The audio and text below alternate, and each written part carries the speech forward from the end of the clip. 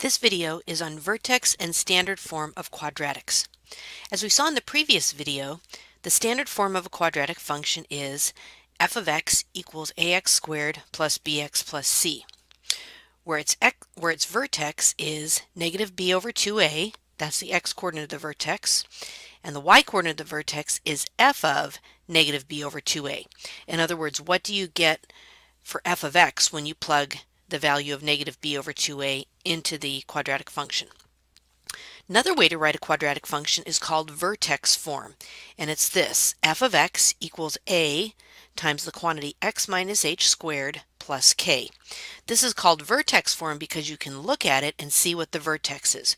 The x of the vertex is the letter h, the number that will be in here for h, and the y of the vertex is k.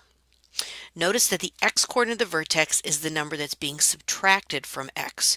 You might want to look at that, and if h is 4, you might want to say the vertex, x of the vertex is negative 4, but it's actually the number that's being subtracted from x, and the y-coordinate of the vertex is whatever is being added at the end of the equation there. Oops. As with standard form, the sign of the letter a determines the graph's direction of opening. So if a is greater than 0, if a is a positive number, then the parabola opens upward. If a is less than 0 or a negative number, then the parabola opens downwards. If the absolute value of a is greater than 1, so in other words, if a is a number like 2 or negative 2, then the graph of the function is narrower and closer to the y-axis than the graph of the parent function f of x equals x squared. If 0 is less than the absolute value of a, which is less than 1, in other words, if a is a fraction, either positive or negative, then the graph of the function is wider than the graph of f of x equals x squared. So let's take a look at an example here. I need to graph the function f of x equals the quantity x minus 2 squared plus 5. So this is in vertex form, so just looking at that, I can tell that my vertex is going to be the point 2, 5. Notice it's not negative 2 because h, the x of the vertex, is whatever is being subtracted from x there. Now I can't look at this and tell what my y-intercept is, so I'm going to make a very simple table of values here. I'm going to plot 5 numbers, and I know that my vertex has to be the middle number because that's the point. In fact, I'll go ahead and graph that right now. So 2, 5, okay? And I know this is going to open upwards. Oops, just lost my vertex there. I know this is going to open upwards because there's no negative. A is 1, and that's positive. So I'm going to pick values, 2 values smaller than the x of my vertex and 2 values bigger than the x of my vertex. And when I plug those in, when I plug 1 in, I get that y is equal to 5. When I plug 0 in, I get y is equal to 9. And I know this is going to be symmetric, so I know those values are 6 and 9 as well. So that's going to give me a graph that looks like this.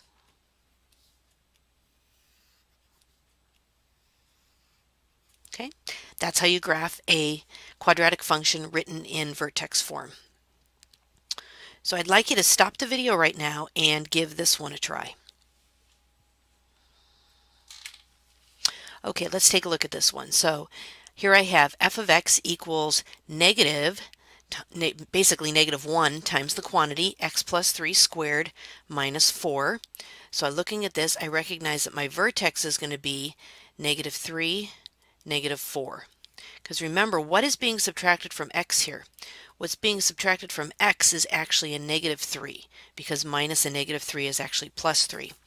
I also know that because a is negative 1, I know that my graph is going to open downward.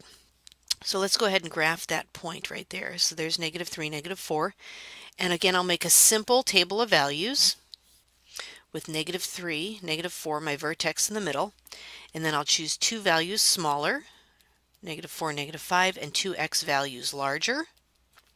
And then I'll go ahead and plug those in. So when I plug in negative 4 for x, I get y is negative 5. When I plug negative 5 in here, I get negative 8. And I know this is going to be symmetric, so I'll put those values down here. Then I will get the parabola that looks like this. And it is opening downward. So in this video, we took a look at vertex form of a quadratic function and how to graph a quadratic function given that it's written in vertex form.